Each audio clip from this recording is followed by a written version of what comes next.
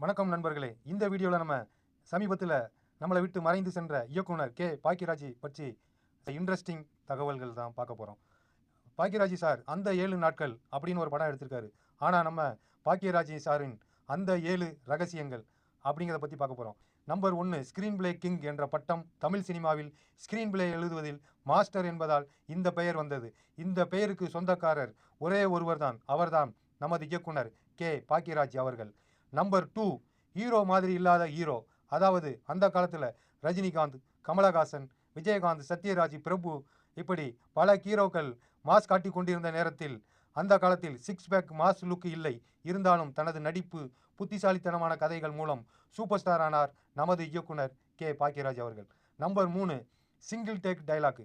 பல சீன்களில் நீளமான டைலாக்கை ரிகர்சல் இல்லாமலே சிங்கிள் டேக்கில் அடி தூள் கிளப்பி விடுவார் நமது இயக்குனர் கே பாக்கியராஜ் அவர்கள். Number 4, Bharathi Raja school.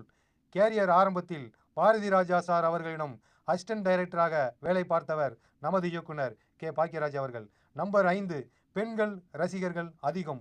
நமது இயக்குனர் கே பாக்கியராஜ் அவர்களுக்கு அவரது ஃபேமிலி சப்ஜெக்ட்ஸ் மற்றும் எமோஷனல் ரைட்டிங் காரணமாக உமன் ஆடியன்ஸ் அவருக்கு அதிகம் கனெக்ட் ஆனார்கள். Number 6, comedy timing legend.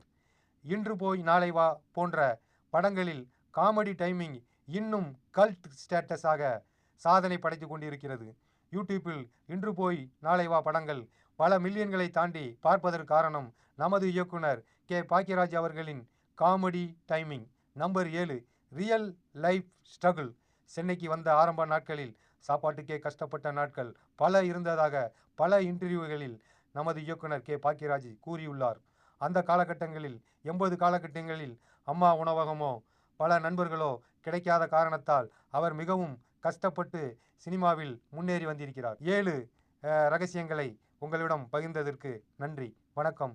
ஆனால் இன்று நமது இயக்குனர் கே பாக்கியராஜ் அவர்கள் இந்தியாவிலே நம்பர் 1 ஸ்கிரீன் பிளே டைரக்டர் நம்மை விட்டு பிரிந்து சென்றது மிகவும் வருத்தமாக இருக்கிறது. நமது சேனல் சார்பாக நம் கண்ணீர் அஞ்சலியை அவருக்கு காணிக்கையாக்கி நன்றி, வணக்கம்.